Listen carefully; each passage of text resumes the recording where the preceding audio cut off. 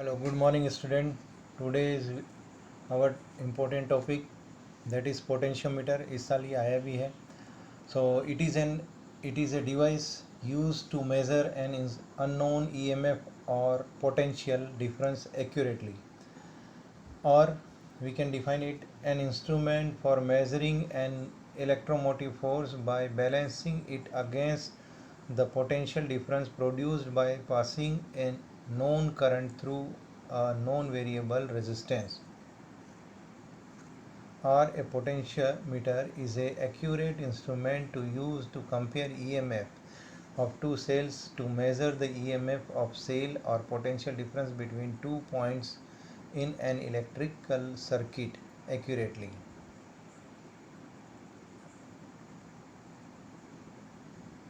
Okay, so this is an arrangement of that instrument. यहाँ पर ये कई सारे आपको ये वायर्स दिखाई दे रहे हैं 1 मीटर लेंथ के. ठीक है, ये 10 राउंड्स इसके करीब होते हैं, मीन्स 1000 मीटर हो जाता है. यहाँ पर A एंड B 2 पॉइंट्स हैं. ठीक, इन दोनों के बीच में हम यहाँ बैटरी की रिहोस्टेट लगाते हैं और with the help of jockey की, ओके, जॉकी की, और यहाँ पर गैल्वेनोमीटर लगा देंगे और किसी भी सेल जिसका कि हम लोगों को इंटरनल रेजिस्टेंस निकालना है या ईएमएफ, प्राइमरी सेल जिसका ईएमएफ लगाना है, निकालना है, वो लगा देते हैं और उस जॉकी की को यहाँ टेप करते हैं इसमें किसी भी वायर पर.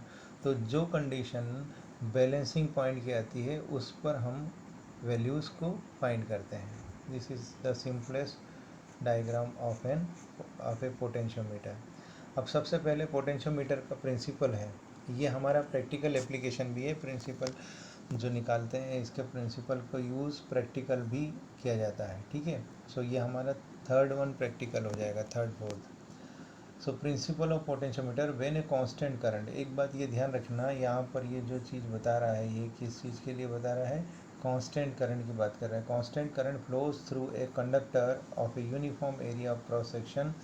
The potential differences across any length of conductor directly proportional to the length. अब R रेजिस्टेंस हमको ये पता है ना. R इक्वल्स टू क्या होता है, V बाई I. अब कांस्टेंट करंट होगा in that situation. Constant current की सिचुएशन में क्या होगा, कांस्टेंट करंट की सिचुएशन में ये क्या करेगा, V is directly proportional to R और R की वैल्यू है रो L बाई A, है ना. So simply V is directly proportional because area of cross section, density of wire and जो करंट उसमें हम कांस्टेंट करंट फ्लो करवा रहे हैं उसकी वजह से क्या होगा, उसकी वजह से हमारे पास ये जो ब्रैकेट में क्वांटिटीज़ हैं ये सारी कांस्टेंट हो जाएगी. तो V is directly proportional to L. इसका मतलब है कि पोटेंशियल लेंथ के डायरेक्टली प्रोपोर्शनल होता है, या V equals to K constant. V is directly proportional to K, right. अब आते हैं हम लोग आगे, इस पर चलते हैं. फिर पोटेंशियल, इसी चीज़ को V बाई L को पोटेंशियल ग्रेडियंट भी कहा जाता है. इसको कहा जाता है पोटेंशियल ग्रेडियंट.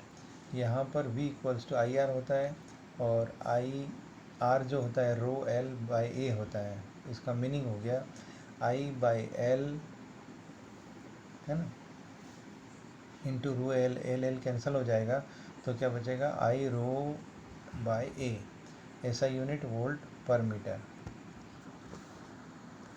अब इसके एप्लीकेशन में सबसे पहले आता है जो हमारे प्रैक्टिकल एप्लीकेशन भी होती है, एग्ज़ाम में भी आते हैं, comparison of two EMF of two cells का कंपैरिजन. ये उसका प्रैक्टिकल सर्किटल डायग्राम है. ठीक है, प्रैक्टिकल का सर्किट डायग्राम है.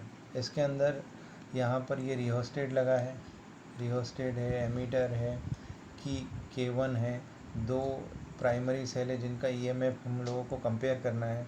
Here this is the resistance box which is the variable resistance which we can use 1 by 1 या क्यूमेटेटर की हेल्प से. यहाँ पर ये क्यूमेटेटर होता है जिसकी हेल्प से हम 1 बाय 1 सेल को सर्किट में ज्वाइन करते हैं और ये इसके साथ रेजिस्टेंस बॉक्स के साथ गैल्वेनोमीटर जॉइंट है. गैल्वेनोमीटर के साथ ये जॉकी जॉइंट है। जॉकी को इस जो वायर है, इन वायर पर हम टच करेंगे और देखेंगे कि कहाँ पर, at which place or which point of this wire, है ना, उसके कौन से पॉइंट पर ये जाकर बैलेंस होता है। So if suppose the first cell के लिए, if L is the length, is the balancing length by the principle of potentiometer की हेल्प से, पहले वाले लेंस के लिए क्या हो जाएगा, E equals to K L, where के इज़ द पोटेंशियल ग्रेडियंट। इसी तरह पहले वाले सेल के लिए L1 हो जाएगा, दूसरे वाले सेल के लिए L2 हो जाएगा। दोनों का EMF कंपेयर करना है तो सिंपली इक्वेशन 1 और इक्वेशन 2, इन दोनों, सॉरी इक्वेशन 1 एंड इक्वेशन 2, इनको दोनों को, ये दो हैं equation, this is the equation 1, ये 1 है, this is the equation 1 and this is the equation 2। इन दोनों इक्वेशन को डिवाइड करके यहाँ रख दिया तो ये हमारे पास आ गया इसका, ये प्रैक्टिकल भी है। हम लोगों को सिंपली ये दो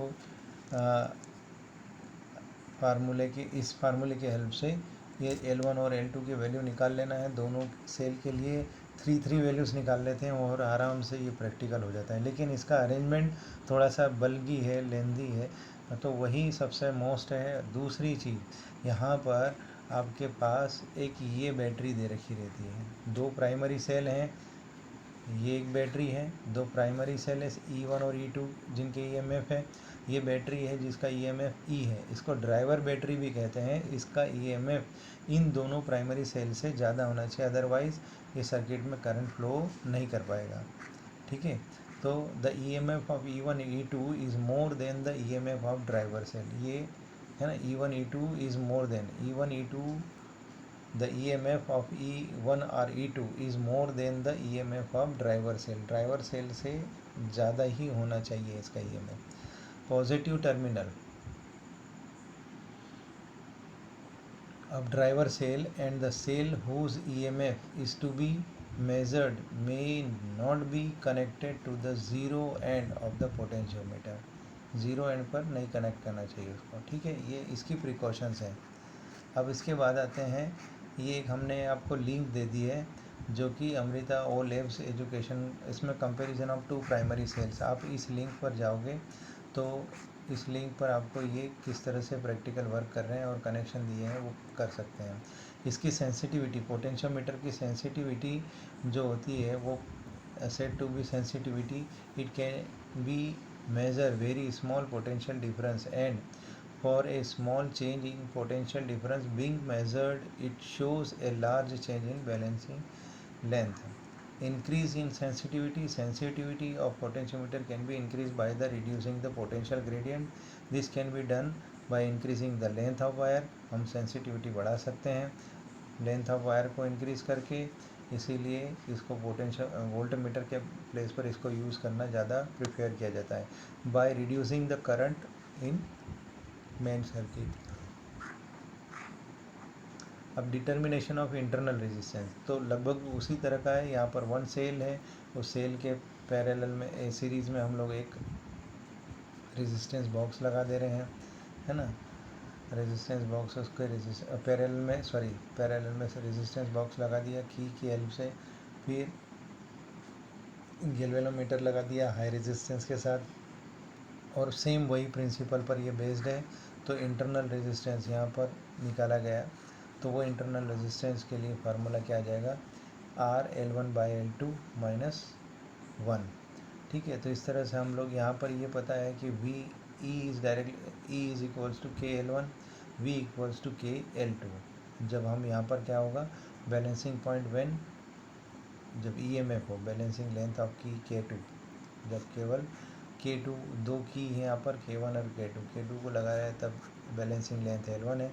जब K1 को भी ऑन कर दिया, है ना, K2 को क्लोज़ किया, यहाँ पर K2 इज़ ओपन, मतलब केवल ड्राइवर सेल का, फिर देन जो हमारा सेल है प्राइमरी सेल उसके साथ उसको क्लोज़ किया, तो उस जो E1 और E2 और वी आया, उनका रेशो निकाल कर यहाँ पर सिंप्लीफाई किया तो ये इंटरनल रेजिस्टेंस का फार्मूला आ गया। इसके लिए भी ये प्रैक्टिकल अरेंजमेंट किया गया, ऑनलाइन लैब में है, आप इसको और देख सकते हैं। ठीक है, अब यहाँ पर मैं कुछ न्यूमेरिकल टाइप के और सिंपल प्रॉब्लम्स ले रहा हूँ, है ना। तो पहला है why should the potentiometer wire be uniform cross section. ये बहुत इंपॉर्टेंट क्वेश्चंस हैं, जो 1 मार्क्स के क्वेश्चन, रीजनिंग वाले क्वेश्चन और प्रैक्टिकल में वाई के बेस पर क्वेश्चन है। तो ये wire uniform cross section and composition has the uniform resistance per unit length and only then potential difference per unit length will be directly proportional to the length as required by the principle of potentiometer. That's why उसका हम लोग potentiometer का wire क्या कर रखते हैं, uniform रखते हैं, राइट। उसके बाद आता है why do we prefer the potentiometer with a longer wire. Longer wire क्यों प्रिफेयर करते हैं, क्योंकि वही के जितना ज़्यादा ये पोटेंशियल ग्रेडियंट उसमें सेंसिटिविटी क्या होगी, बढ़ जाएगी। Longer bridge wire will have small potential gradient और उसकी वजह से क्या होगा, हम लोग को जो करंट सेंसिटिविटी वो बढ़ जाएगी। Why potentiometer preferred over a voltmeter क्योंकि इसमें नल डिफ्लेक्शन होता है इसलिए, और ये potentiometer preferred over the because does not draw current. इसमें तब रीडिंग लेते हैं जब उसमें कोई करंट फ्लो नहीं कर रहा हो या बैलेंस्ड सर्किट हो। The EMF of driving cell used in the main circuit of the potentiometer should be more than the potential difference to be measured. Why? If it is not so, the balance point will not be obtained on the potentiometer। ठीक है, अगर ये नहीं होगा तो वो उसके potentiometer के बाहर पॉइंट चला जाएगा। ये इसी तरह से कुछ ग्राफिकल वाले क्वेश्चन है। So the variation of potential difference V with the length L in case of two potentiometer wires P and Q is shown in figure graph. Which of these will you prefer for comparing EMFs of two primary cells। मतलब यहाँ P और Q type के दो दे रखे हैं, तो उसमें से कौन सा जो लो, तो यहाँ पर जिसका पोटेंशियल ग्रेडियंट ज़्यादा होगा उसकी सेंसिटिविटी है ना कम होगी, तो इसलिए पोटेंशियल ग्रेडियंट वाले से and so Q is less, है ना, Q का लेस है और ये पोटेंशियल इसका ग्रेडियंट कम है, तो इसलिए हम लोग किसको प्रेफर करेंगे, Q को। सेम एज ये भी है। अब आते हैं हम एक न्यूमेरिकल प्रॉब्लम पर। आपको जो क्वेश्चन नंबर 6 है वो आप देख लेंगे उसी तरह से normally made by the LOE का। In the potentiometer shown the null point X, state the reason where the balance point will be shifted. Resistance R is increased keeping other parameters unchanged और resistance S increased keeping constant, है ना, R constant, ये चीज़ें। तो balancing point पहले देख लिया जाए तो potential gradient K equals to I R dash. यहाँ पर ये जो था balancing point shift towards B की तरफ शिफ्ट हो जाएगा, क्योंकि अगर हम आर बढ़ा रहे हैं तो क्योंकि यहाँ पर टोटल रेजिस्टेंस क्या हो जाएगा, R plus R A B, ठीक है, ए बी लेंथ का जो होगा वो आ जाएगा into R dash. If R is increased K will decrease, so the balancing length will increase. ठीक है, हैंस अगर ये आर इंक्रीज होगा तो ऑब्वियसली के क्या होगा, के विल डिक्रीज हो जाएगा। आर इंक्रीज हुआ तो के डिक्रीज तो एल इंक्रीज, है ना। फिर balancing point will remain at x, क्यों, क्योंकि जो यहाँ पर अगर हमने क्या कहा कि एस इज इंक्रीज, अगर हम रेजिस्टेंस एस वाला इंक्रीज करें there will be no effect on the balancing point.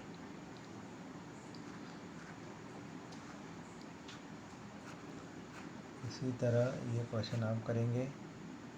एक क्वेश्चन ये आता है कि the EMF in this diagram given below AB is the uniform wire of resistance 15 ohm and length 1 meter connected to a cell E1 of EMF 2 volt, negligible internal resistance, a resistance R, the valence point with another cell E2 EMF 75 millivolt is found to 830 centimeter from the end A. Calculate the R. ये 2016-13 में आया है. तो we know that E equals to K L, है ना, ये लिया, ये हमारा फार्मूला है, हमें पता ही है. अब उसके बाद देखें E2 आई आर डैश एल, ये आ जाएगा जब हमारे साथ में वो रेजिस्टेंस भी इंक्रीज़ कर दिया तो यहाँ पर इन E2 E1 are R A B, R की वैल्यू निकालना है, आर ए बी की वैल्यू दे रखी है, वो सब वैल्यू सब्सटीट्यूट कर देंगे. और एक और चीज़ E2 जो दे रखा है वो मिली में दे रखा है, मिली वोल्ट में, तो उसको वोल्ट में पहले कन्वर्ट कर देंगे. ठीक है, फिर सिंप्लीफाई कर देंगे तो वी गेट द आंसर.